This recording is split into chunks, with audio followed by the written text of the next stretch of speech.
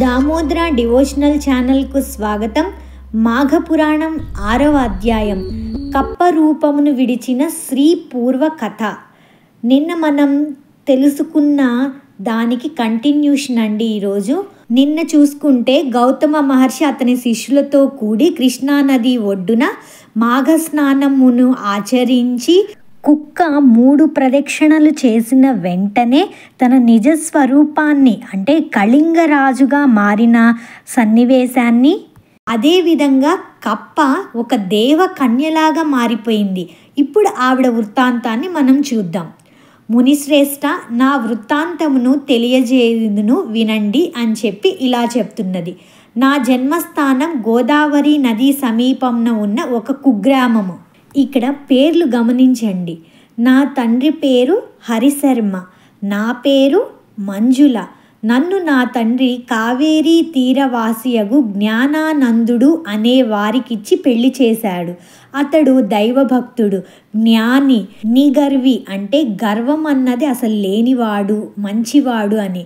మాకు వివాహమైన వెంటనే అతని వెంట కాపురానికి వెళ్ళిపోయాను. మరి కొన్నాళ్లకు మాఘమాసం ప్రవేశించింది. ఒకనాడు నా భర్త, సఖి, మాఘమాసం ప్రవేశించినది. ఈ నెల చాలా పవిత్రమైనది, దీని మహత్తు చాలా విలువైనది. నేను నా చిన్నతనం నుండి ప్రతి సంవత్సరం మాఘస్నానం చేయుచున్నాను. నీవు నా భార్యవు కావున నీవియు ఈ మాఘమాసమంతయు ఈ కావేరీ నదిలో స్నానం ఆచరింపుము. ప్రతిదినం ప్రాతకాలంన నిద్రలేచి కాలకృత్యములు తీర్చుకొను సమయం నాకు తెల్లవారి సూర్యోదయం అవుతుంది. సూర్యుడు ఉదయించిన వెంటనే నదికి పోయి నదిలో స్నానం చేయుదుము. ప్రభాత సూర్యునికి నమస్కరించిన తరువాత అంటే అప్పుడే ఉదయిస్తూ ఉన్న సూర్యునికి నమస్కరించిన తర్వాత నది ఒడ్డున విష్ణువు యొక్క చిత్రపటమును పెట్టి పువ్వులతోనూ మంచి గంధము, అగరు, ధూపదీపములతో పూజించి స్వామికి కండ చక్కెర, పటికీ బెల్లం నైవేద్యం ఇచ్చి నమస్కరింతుము. తరువాత తులసి తీర్థంలోనికి పుచ్చుకుందుము. మన కుటీరంనకు వచ్చి మాఘపురాణంను రోజుకొక అధ్యాయం చొప్పున పఠింతుము. దీనివల్ల మనకు చాలా ఫలం కలుగుతుంది. నీ 5వ తనము చల్లగా ఉంటుంది అని హితబోధ చేశారు. నేను అతని మాటలు వినిపించుకోక రుసరుసలాడి అతనిని నీచంగా చూసి తిని. నా భర్త చాలా శాంత స్వరూపుడు. అయినను నేను హద్దుమీరి మాటలాడుటచే అతని కోపం వచ్చి, ఒసి మూర్ఖురాల, నా ఇంటికి వచ్చి నా వంశమును ఉద్ధరిస్తావనుకున్నాను. ఇంత దైవద్వేషినివి అని నాకు తెలీదు. నీవిక నాతో ఉండదగవు. మాఘమాస వ్రతం నీకింత నీచంగా కనిపించినదా? అదియే నీ పాపంనకు నిన్ను శిక్షించును. కానీ మగని మాటకు మారాడిన ఫలితముగా కృష్ణానదీ తీరమందున్న రావి చెట్టు తొర్రలో మండూకమువై పడి ఉందువుగాక అని నన్ను శపించెను. అంటే కప్పవై పడి ఉందువుగాక అని శపించారు. అప్పటికి ఆవిడికి అహంకారం తగ్గి జ్ఞానోదయం అయ్యింది. తాను చేసిన తప్పుకి చాలా దుఃఖించింది, భయపడింది. అయ్యో, నేనలా ప్రవర్తించడం వల్ల ఇలా కప్పరూపంగా మారవలసి వచ్చింది. పశ్చాత్తాపపడింది. వెంటనే భర్త యొక్క పాదాలను పట్టుకొని వేడుకుంటుంది. అయ్యా, తెలియక అజ్ఞానంతోటి ఇలా చేశాను. భర్తను ఎదిరించి మాట్లాడాను. మాఘమాస విశిష్టత తెలుసుకోకుండా ఆ మాటలు ఈ మాటలు అనేశాను. ఇలా మాట్లాడకూడని విధంగా మాట్లాడాను. స్వామి, చేసిన తప్పుకి క్షమించండి, దానికి ప్రాయశ్చిత్తాన్ని ఉపదేశించండి, మళ్ళీ మీరు నా భర్తగా ఉండాలి అని ఆ అమ్మాయి వేడుకునేసరికి దయార్థ హృదయుడైన అతడు ఆలోచించి ఇలా చెప్తున్నారు.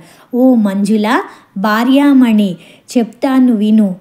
కొంతకాలానికి గౌతమ ముని అతని శిష్యులతో కలిసి కృష్ణానది ఒడ్డున ఒక కుటీరంను ఏర్పరచుకొని ఆ ప్రదేశంలో నీవు కప్పగా ఉంటావు. ఆ సమయంలో నీవు దర్శనం చేసుకోవడం వల్ల, ఆ మాఘమాస కథను విన్న పుణ్యం వల్ల, ఆ పూజను నువ్వు తిలకించడం వల్ల అప్పుడు నీకు నిజరూపం కలుగుతుంది. ఆ శాపం యొక్క ఉపశమనం కలిగి నిజరూపాన్ని పొందగలుగుతావు, నన్ను చేరగలుగుతావు అని చెప్పి ఆయన శాప విమోచనాన్ని ఉపదేశిస్తారు. అప్పుడు ఆ కప్ప మెల్లగా గెంతుకుంటూ ఆ ఉత్తర దేశం నుండి కృష్ణానదీ తీరంలోని రావి చెట్టు త్వరలో నివసింపసాగింది ఆ అమ్మాయి. అలా చాలా సంవత్సరాలు నివసిస్తూ ఉండింది. ఇప్పుడు మీరు వచ్చారు, మిమ్మల్ని చూశాను, మీ మాఘమాసం యొక్క కథను విన్నాను, ఆ పూజనంతా చూశాను. మీరు చల్లినటువంటి జలాలన్నీ నా మీద పడడం వల్ల, అది రావి చెట్టు మీద మీరు చల్లడం వల్ల, ఆ రావి చెట్టులో నేను ఉండడం వల్ల నాకు ఈ శాప విమోచనం జరిగింది స్వామి అని చెప్పింది. ఆ కన్య చెప్పిన వృత్తాంతాన్నంతా విని, అమ్మాయి నువ్వు భయపడకు, నీకు శాప విమోచనం కలిగింది కదా, ఇంకేమీ భయపడకు, నీ భర్తను నువ్వు చేరగలుగుతావు, చూద్దాము అని చెప్పి దివ్య దృష్టితో ధ్యానం చేసి సర్వాన్ని జ్ఞాన దృష్టితో గ్రహించి ఇలాగ చెప్తున్నారు. అమ్మాయి, నీకు ఈ శాపం కలిగి 1000 ఏండ్లు పైగా అయినది. ఇంతకాలం నీవు అనేక కష్టములు పడి జీవించావు. నీ భర్తయ్యను ఏకాంతంగా చాలా కాలం జీవించి హరినామ సంకీర్తనలు చేయుచు మృతుడయ్యను. అతడిప్పుడు వైకుంఠంలో ఉన్నాడు. నీవు నీ పతి మాటలు విననందున ఎంత కష్టపడినావో తెలుసుకొంటివి కదా. మాఘమాస ప్రభావం అసామాన్యమైనది. సకల సౌభాగ్యములు, పుత్ర సంతతి, ఆరోగ్యం కలిగించుటయే కాక మోక్ష సాధనం కూడా. నీకి మాఘమాస వ్రతం మించిన మరి ఒక వ్రతం లేదు. విష్ణుమూర్తికి ప్రీతి అయినది ఈ వ్రతము. నీ భర్త దూరదృష్టి కల జ్ఞాని. అతని గుణగణాలకు అందరూ సంతసించెడివారు. నిన్ను పెండ్లి ఆడిన తరువాత తన వంశాభివృద్ధి చేసుకొనవలెడనని ఆశతో నుండెడివాడు. కానీ నీ వలన అతని ఆశలన్నీ నిరాశలైపోయినవి. నీ మూర్ఖత్వం వలన నీ భర్తకు కోపం కలిగి నిన్ను శపించవలసి వచ్చింది. నిన్ను నీళ్లలో స్నానం చేయమన్నాడు, నీవు చేయనన్నావు. అందువల్ల నీకు నీరు దొరకకుండా చెట్టు తొర్రలో జీవించమని శపించాడు. ఈ దినమున దైవ నిర్ణయంచే నీవు నా సమక్షంలో పడినందున నీ భర్త శాపం ప్రకారం మరలా నీ నిజరూపంను పొందగలిగినావు. అందువల్ల ఇది మాఘమాసము, కృష్ణానదీ తీరం కాన మాఘమాస వ్రత సమయము, నీకన్ని విధాల అనువైన రోజు. అందుకే నీవు వెంటనే శుచివై రమ్ము. స్త్రీలు కాని పురుషులు కాని ఈ సమయంలో ప్రాతకాలంన స్నానం చేసిన ఎడల విష్ణు సాన్నిధ్యమును పొందుదురు. ఎవరైనా తెలిసి కాని తెలియక కాని మాఘశుద్ధ సప్తమి, దశమి, పౌర్ణమిల యందును పాడ్యమి రోజునను నదీ స్నానం ఆచరించిన ఎడల వారి పాపములు నశించును. మాఘశుద్ధ పాడ్యమి నాడును అటులనే దశమి, ఏకాదశి, ద్వాదశి దినములలోనూ స్నానం చేసి శ్రీమన్నారాయణ్ణి పూజించి పురాణ కాలక్షేపం చేసిన ఎడల శ్రీహరి సంతోషించి మనోవాంఛలు సిద్ధించునట్ల వరమిచ్చును. భక్తి శ్రద్ధలతో మాఘపురాణం వినిన మోక్షప్రాప్తి కలుగును అని గౌతమముని ఆమెతో చెప్పినట్లుగా మహేశ్వరుడు పార్వతితో ఈ కథ చెప్పెను. చివరాఖరికి ఆ అమ్మాయి మాఘస్నాన ఫలితం వలన, మాఘమాస పురాణ ఫలితం వలన మోక్ష ప్రాప్తిని కలిగి తన భర్త వద్దకు చేరుకున్నది. ఇక్కడ ఆ అమ్మాయి పేరు ఏమని చెప్పుకున్నామండి? మంజుల. మంజుల అంటే మధురమైన, అందమైన, ఇష్టపడదగిన ఒక వసంతం అని అర్థం చెప్పుకోవచ్చు. మన పురాణాల్లో ఏదైనా పాత్రకి కరెక్ట్గా ఆ పాత్రకి సరిపోయేటటువంటి నామాలనే పెడతారు. అందుకే దీనికి ఈ పాత్రకి మంజుల అనే నామం. ఆవిడ అందంగా ఉంది, అందుకే ఆవిడికి ఈ నామాన్ని అనుకరించారు అని అనుకోవచ్చు. మంజు అంటే అందమైనది, ఆహ్లాదమైనది, సుందరమైనది, మనోహరమైనది, ఇలాంటి చాలా అర్థాలు వస్తాయి.